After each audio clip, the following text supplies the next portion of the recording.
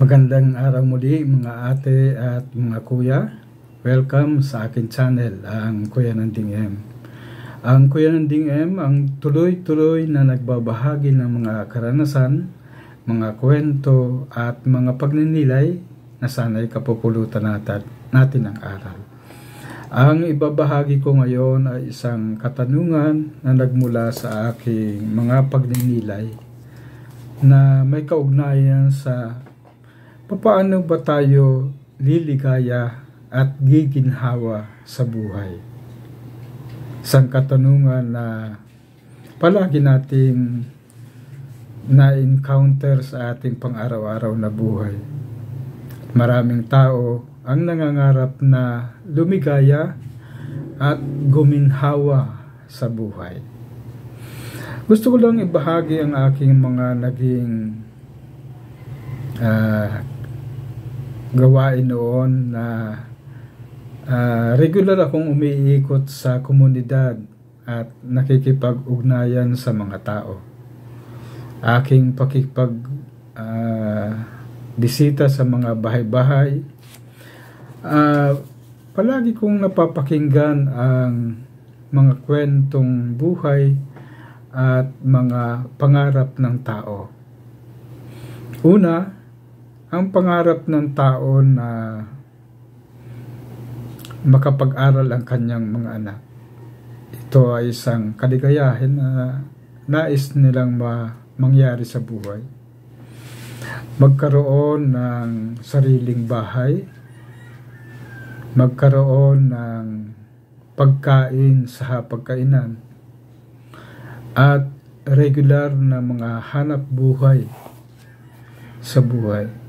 Gaano man kahirap ang mga tao o gaano man kayaman, ito ay ninanais nila na nandun ito sa basic needs ng mga tao, na merong psychological, merong physiological, merong economical.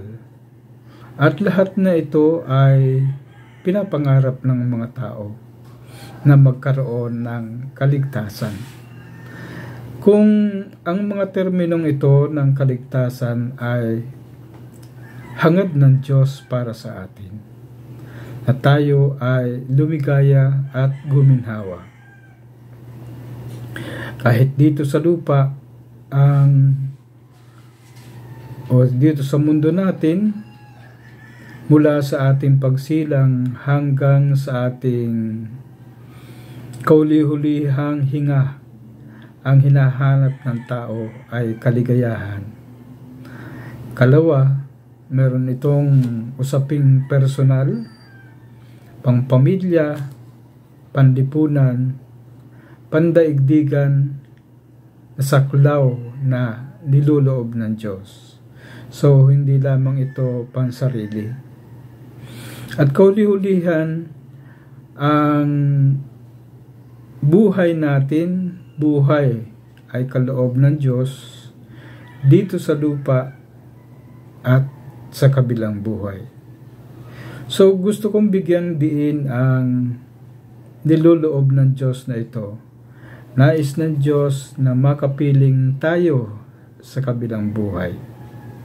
Kaya ang pagsusumikap natin na gampanan ang ating tungkulin bilang mga tao ay kagustuhan ng Diyos para sa atin. Ang usapin ng kabanalan.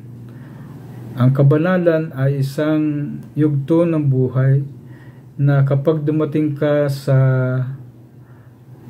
sukdulan ng ating mga pangarap, naroon ang kagustuhan ng Diyos na makapiling tayo sa kanyang buhay.